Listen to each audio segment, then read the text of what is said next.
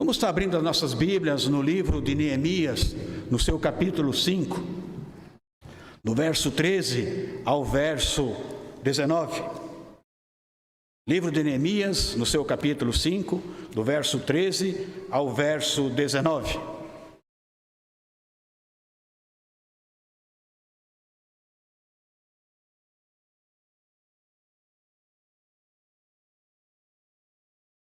Amém? A minha Bíblia não tem o título, é a Bíblia Estudo de Reformada, mas em algumas está assim, o bom exemplo de Neemias. Então, Neemias, capítulo 5, do verso 13 ao verso 19. Também sacudi o meu regaço e disse: assim faça Deus, sacuda de sua casa e do seu trabalho a todo homem que não cumprir esta promessa. Seja sacudido e despojado. E toda a congregação respondeu: amém. E louvaram o Senhor, e o povo fez segundo a sua promessa. Também desde o dia em que fui nomeado seu governador na terra de Judá, desde o 20º ano até o 32º ano do rei Artaxerxes, 12 anos, nem eu nem meus irmãos comemos do pão devido ao governador. Mas os primeiros governadores, que foram antes de mim, oprimiram o povo e lhe tomaram o pão e vinho, além de 40 ciclos de prata, até os seus moços dominavam sobre o povo. Porém, eu assim não o fiz, por causa do temor de Deus. Antes também na obra deste muro fiz reparação, e terra nenhuma compramos, e todos os meus moços se juntaram ali para a obra. Também 150 homens dos judeus e dos magistrados, e os que vinham da nós, dentre os agentes que estavam ao nosso redor, eram os meus hóspedes. O que se preparava para cada dia era um boi e 6 ovelhas escolhidas. Também à minha custa eram preparados aves, e de 10 em 10 dias, muito vinho de todas as espécies. Nem por isso exigia o pão devido ao governador, porquanto servidão deste povo era grande. Lembra-te de mim, para o meu bem, ó Deus, e de tudo quanto fiz a este povo. Oremos. Eterno Pai maravilhoso, somos gratos, Pai amado, por mais esta manhã. Somos gratos, Pai amado, por este dia, pelo nosso despertar. O Pai amado, somos gratos pelo pão da vida que o Senhor nos fornece, e também pelo pão de alimento nosso físico. E agora, Pai Celestial, que adentramos, que estamos dentro da Tua casa, para louvar e Te bendizer, e abrir as nossas vozes para explanar a Tua palavra. Se comigo, pecador, que meu eu se diminua e o Teu sobressaia, Pai Celestial. E que minhas palavras sejam calento para o ouvido de todos que estão ouvindo. Também os que estão através da internet. Perdoa os meus pecados, dirige os meus passos e acrescenta mais fé em fim, Pai Celestial, para que eu sirva cada dia mais o Senhor de coração, integridade de coração. Em nome do Teu amado Filho Jesus, eu Te louvo por tudo, hoje e por todo sempre, Pai. Amém. Se nós fôssemos dar um título a este tema, a este que nós acabamos de ler, seria as marcas de um líder íntegro. A nação brasileira, nós vamos às urnas, ou estamos indo às urnas neste dia, para eleger o 39º presidente da República. A Primeira República iniciou em 1889 a 1930, onde tivemos 14 presidentes, e o 14º não assumiu por causa da Revolução de 1930. Na Segunda República, tivemos uma junta provisória e um presidente que governou de 1930 a 1945, onde permaneceu no poder por 15 anos, sendo o senhor Getúlio Dornelles Vargas o governo mais longo do Brasil, onde por um golpe de Estado assumiu o seu vice, João Pessoa, onde é assassinado. A Terceira República tem um governante que iniciou em 1945 e foi até 1946. Presidente em exercício que permaneceu por menos de 5 meses, o senhor José Linhares. A Quarta República iniciou em 1946 e vai até 1951, tendo como presidente o senhor Eurico Gaspar Dutra, onde foi marcado por vários episódios de sabores ao povo brasileiro. De 1951 a 1964, tivemos vários mandatários, inclusive o senhor Getúlio Dornelles Vargas, onde se matou em agosto de 64, após um golpe militar. A Quinta República inicia-se em 1964 a 1985, onde tivemos 5 generais do Exército Brasileiro governando o país. Um deste morreu em um desastre aéreo no fim do seu mandato, sendo o senhor Humberto de Alencar Castelo Branco. E o outro, Arthur da Costa e Silva, por um acidente vascular cerebral no dia 31 de agosto de 69, no decorrer do seu mandato. A Sexta República se dá de 1985 a 2022. Toda a história da República do Brasil teve momentos turbulentos. Durante esses 37 anos, tivemos 11 governantes, sendo 2 que perdeu o mandato por impeachment. No decorrer desse tempo, tivemos vários episódios, tanto quantos antes. Todos, hoje não está diferente. Eu contra você, você contra nós, etc, etc. Mas quando nós olhamos a palavra de Deus, no texto que nós lemos, nós vemos a história de um homem de Deus, Neemias. Podemos dizer conforto ou confortado por Deus ou por Javé. É um personagem bíblica, figura importante na história do pós-exílio do povo de Deus. Tal como registrada na Bíblia, era filho de Alcalias, Neemias 2:3, e provavelmente pertencia à tribo de Judá. Seus ancestrais residiam em Jerusalém antes de seu serviço na Pérsia, Neemias 2:3. Fez erigir os muros de Jerusalém, realizou importantes reformas religiosas, exercendo o papel fundamental da lei mosaica. No texto que nós lemos, certo? Redigido um pouco antes de 400 anos antes de Cristo, juntamente com o livro de Crônica, o livro de Esdras, relata a obra da restauração de Neemias. É interessante que nós observamos aqui que Neemias, logo no início, ele tem uma resposta, ele tem a notícia do irmão dele, que Jerusalém estava arruinado, estava quebrado, estava arrebentado. E o rei olha para ele e fala: o seu semblante está diferente. O seu semblante está diferente e não é doença. O seu semblante é doença de alma. E aí ele fala para o rei o que ele viu, o que ele soube, da notícia que ele teve de Jerusalém. Ele assume um compromisso com o povo de Deus, da reconstrução da cidade, do muro da cidade. E interessante que nessa reconstrução, ele levou menos de 60 dias para reconstruir. Mas tem uma coisa importante que nós devemos observar nesse texto que nós lemos. Neemias foi um homem temente a Deus.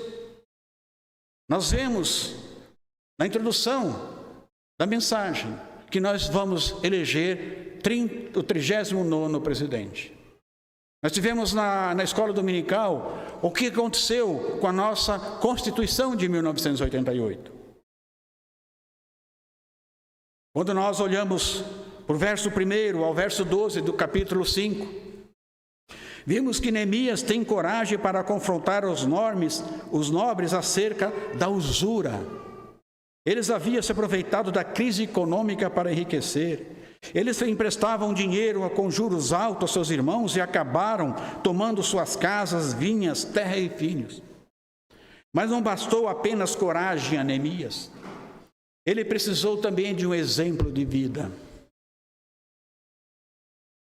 As pessoas aceitam o líder depois de seus planos. Eles têm confiança na visão quando têm confiança no seu líder. Agora Neemias dá um testemunho de conduta impoluta e íntegra como governador de Jerusalém. Nós vamos ver no texto que ele não recebeu o recurso do rei como governador. Ele usou do seu próprio recurso para alimentar os trabalhadores. O líder deve ser conhecido por aquilo que não faz.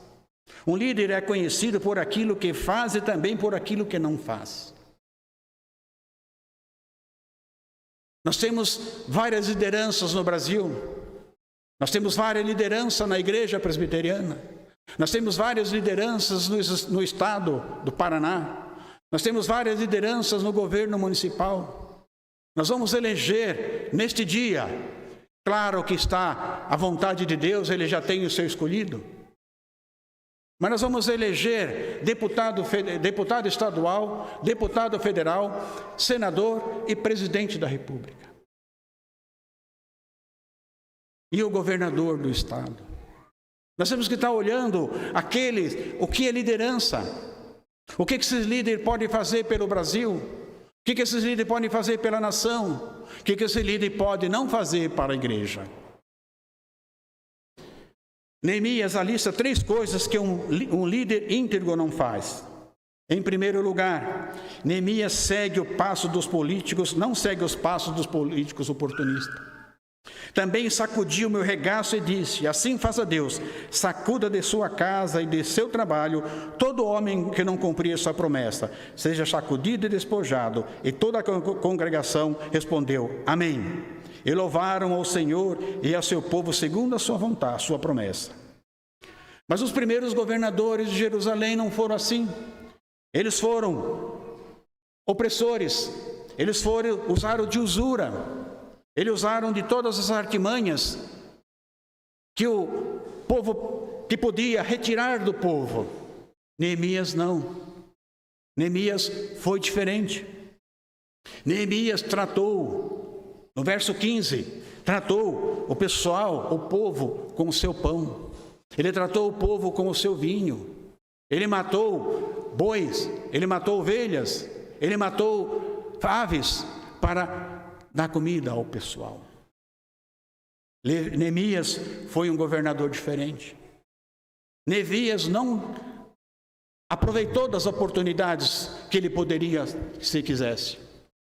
Mas ele era um homem íntegro. Ele era um homem de Deus. Ele era temente a Deus.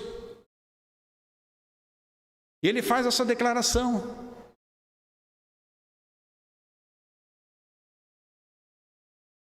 Muitos governantes ainda hoje aumentam seus próprios salários, vive a oprimir o seu povo. Somos o segundo país do mundo no ranking da maior carga tributária. Nem por isso vemos significativos investimentos sociais. Nossas estradas estão sucateadas.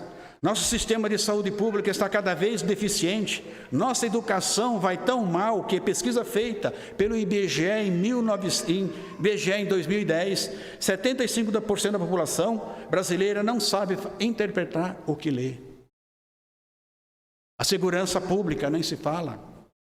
Está cada vez mais fragilizada diante do crescimento impremível da criminalidade. Nossas cidades estão se transformando em arenas sangrentas, onde o narcotráfico desafia a lei e entra nas escolas, nos presídios, e consegue subornar até mesmo algum daqueles que deveriam nos proteger. Nós vivemos um caos. Nós estamos numa terra que produz, podemos dizer, ouro e mel. Nós temos tudo. O que falta para nós é homens íntegros, homens decentes, que estejam no poder, homens como Neemias, homens como José, homens como Abraão, homens como Josué, homens como Jó, homens íntegros, temente a Deus, que não desviou nem para a direita nem para a esquerda, mas seguiu aquilo que era a vontade de nosso Deus. Nesse ambiente de desesperança do povo, muitos políticos corruptos engordam suas contas bancárias em paraísos fiscais, roubando os recursos que deveriam ser usados na reconstrução do nosso país. O maior problema de nossa nação é a corrupção instalada em nossa cultura. Vivemos uma cultura de escravicismo desde a descoberta do Brasil em 1500. Quando nós olhamos a nossa história, não temos muita mudança. Tivemos vários presidentes, tivemos vários governadores.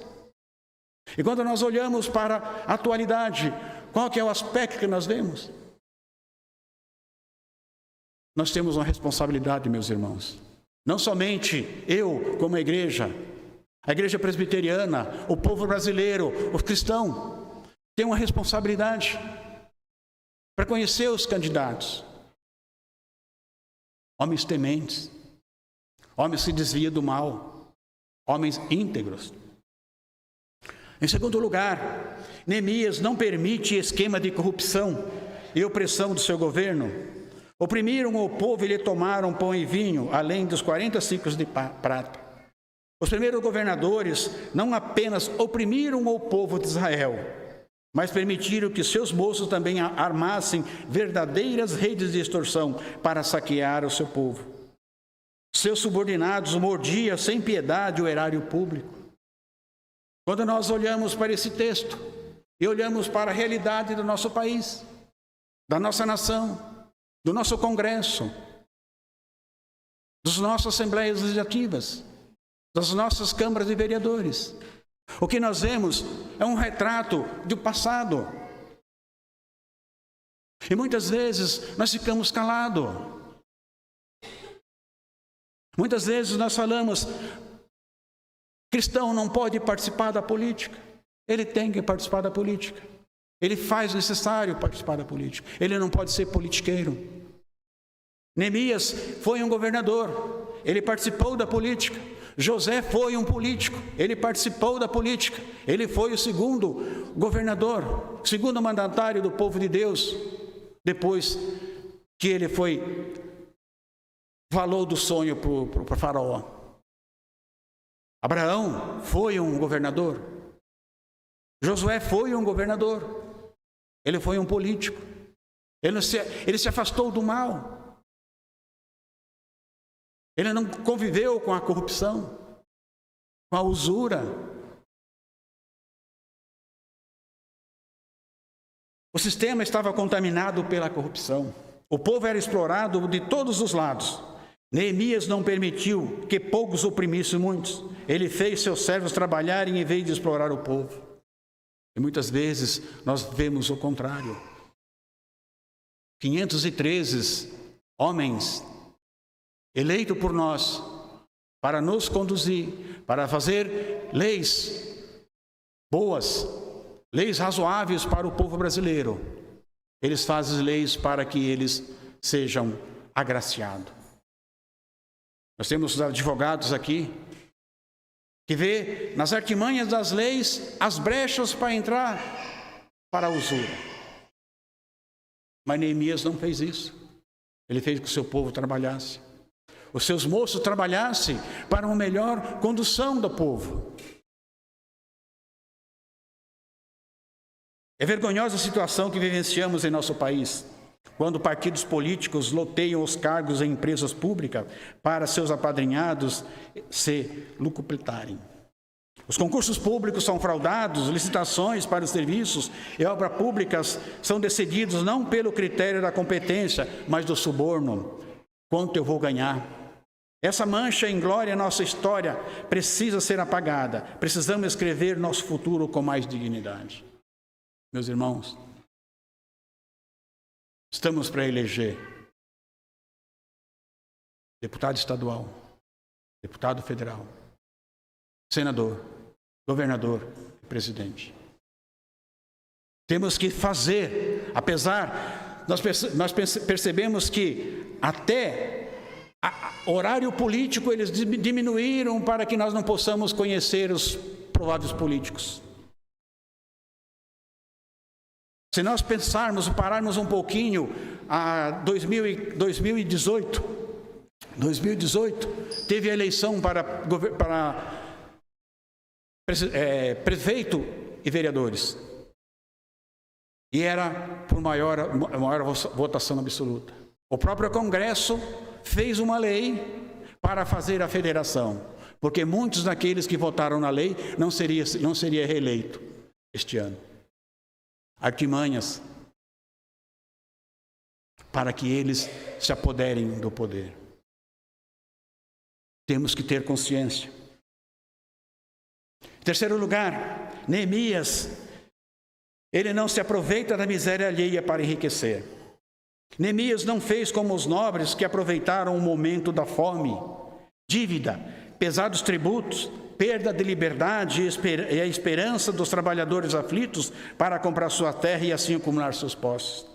O verso 5:7 de Neemias diz: depois de ter considerado comigo mesmo, repreendi os nobres magistrados e lhe disse: sois usuários, cada um para com seu irmão. Convoquei contra eles um grande ajuntamento. Neemias não afloreou, por meio do pagamento de resgate, judeus escravos da Pérsia.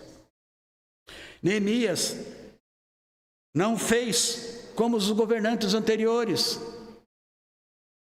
como aqueles que ajudaram a queimar, a derrubar os muros de Jerusalém. Neemias foi diferente porque ele era temente a Deus, porque ele temia um Deus vivo, e ele tinha medo da mão poderosa de Deus sobre a sua vida. Ele tinha medo, respeito e temor ao Deus Supremo, ao nosso Rei, o nosso governador, o nosso presidente. Ele que comanda nossas vidas, ele que dirige as nossas vidas. Neemias foi temente a Deus. E nós, o que tem sido?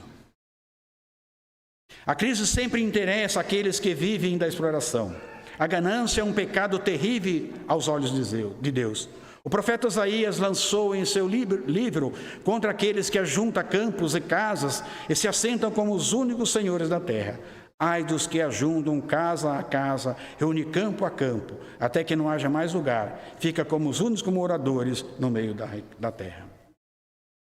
Enriquecer, oprimindo e explorando o pobre, é algo repulsivo para Deus, que precisa ser denunciado, combatido com todas as forças da nossa alma e com todo o rigor da lei.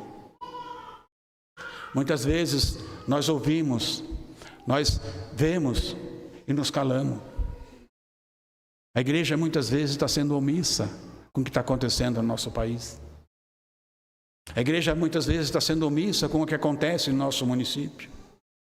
A igreja muitas vezes está sendo omissa com o que acontece no nosso estado. Muitas vezes nós poderíamos fazer diferente, mas não fazemos. Porque muitas vezes é melhor eu ficar no meu canto. Muitas vezes é melhor eu ficar no meu lugar, aconchegado ou aconchegante, de que ir brigar. Não brigar com guerrilha, com armas, mas temos que fazer um clamor para esse país. Temos que fazer um clamor para o povo que vai comandar o nosso país, o nosso estado. Aqueles que vão redigir leis, tanto no governo federal como no governo estadual e até mesmo no município. Temos que ir, temos que participar. Nós temos uma situação que muitas vezes nós não sabemos nem quando é a reunião da Câmara de Vereadores. Muitas vezes nós nem temos interesse para o que vai acontecer na legislatura da Câmara de Vereadores. É ali que formula as leis. Pode ser benéficas ou maléficas para a sociedade ou para nós. Mas como povo de Deus, como povo escolhido, como cristão, nós somos diferentes. Neemias transforma a crise em oportunidades. O líder é alguém que lida com a tensão. Ser líder, estar na liderança, é tensão todos os dias, toda hora e todo momento. O campo da ação do líder é uma arena de muitas pelejas. A crise é sua agenda diária. Todos os dias é uma batalha. Estou como diretor de uma autarquia municipal. Volto amanhã, estava de férias. Mas todo dia temos que resolver conflitos de interesse.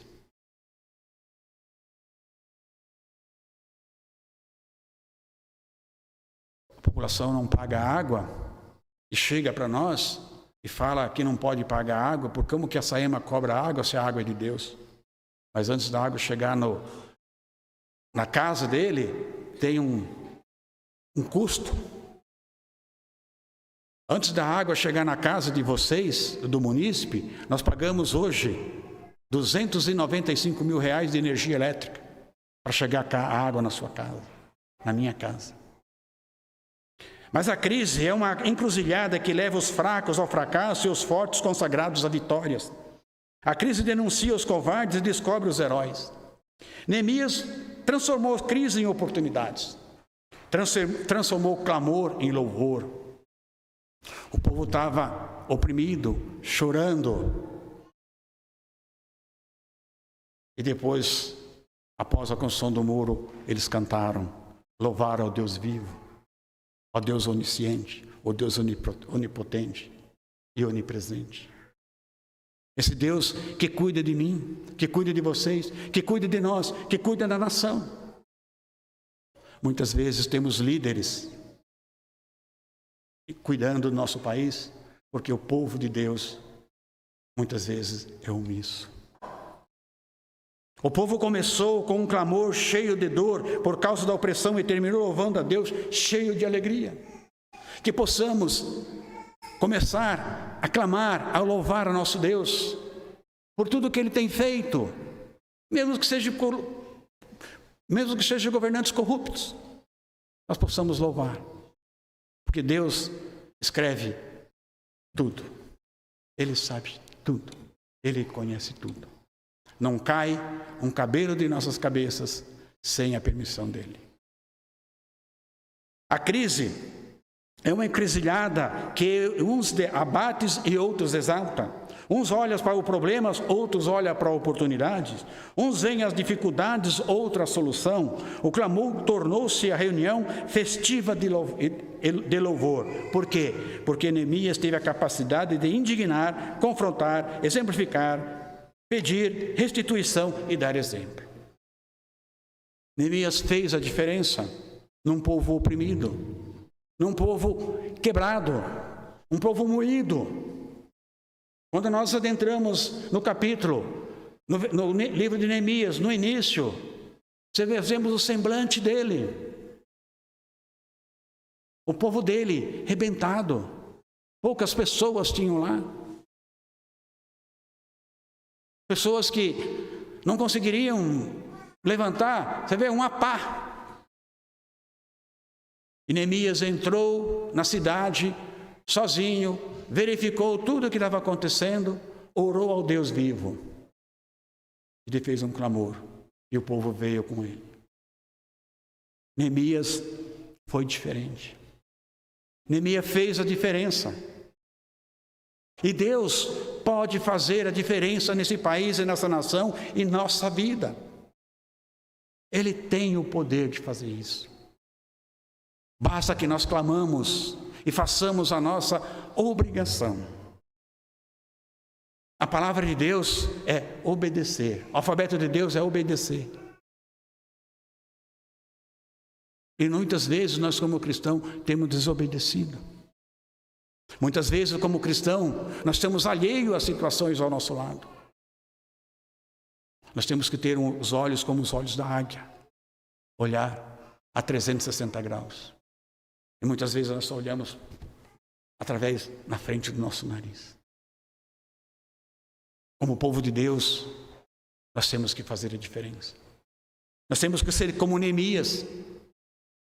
Que se Neemias, um copeiro, se ele fosse olhar pela vida dele como copeiro, ele faria alguma coisa?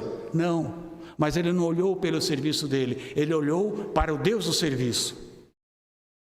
O Deus que dá a oportunidade. O Deus que capacita.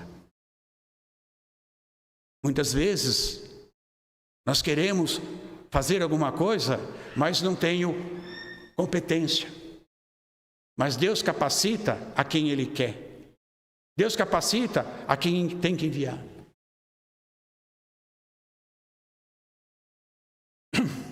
Eu e o Ciro estivemos no Congresso Nacional da CNHP, em Guarapari. Um lugar bonito, mas não passeamos, ficamos trabalhando. 3 dias de reuniões. E chegando aqui, tive que fazer um relatório para a CNHP, como fui reeleito, de como está a nossa relação da IPB no região sul. É de entristecer os olhos, coração e a alma. O estado do Rio Grande do Sul tem 497 municípios. 11 municípios só tem a Igreja Presbiteriana do Brasil. Canoas tem 1.100 de candomblé registrado. O estado de Santa Catarina tem 297 municípios. Tem 22 municípios com Igreja Presbiteriana. Estado do Paraná, 399 municípios. Mais ou menos 100 municípios com a Igreja Presbiteriana do Brasil. Nós temos que olhar como Neemias. Sair dos nossos confortos. Ir aonde precisa ir. Muitas vezes nós queremos fazer missão na China, no Egito, mas está aqui. Se Neemias, como copeiro, ficasse somente na sua boa, cuidando da copa do rei, o muro não teria sido erigido, não teria sido construído. Neemias transformou a opressão em solidariedade. Os nobres não apenas cancelaram a dívida dos pobres, mas restituíram as suas vinhas, suas terras e seus filhos. Neemias transformou a situação de usura em oportunidade para confronto. Também sacudiu meu regaço e disse: assim faça Deus, sacuda de sua casa e de seu trabalho todo homem que não cumprir esta promessa, seja sacudido e despojado. E toda a congregação respondeu: amém, e louvaram ao Senhor, e o povo fez segundo a sua promessa. Pediu aos nobres para restituir, chamou os sacerdotes também pessoalmente, os fez assumir um compromisso público. Neemias dá mais valor ao bem público que de remuneração pessoal. Enunciou seus direitos garantidos e legítimos a favor do povo. Ele deixou de receber salário para trabalhar para o povo.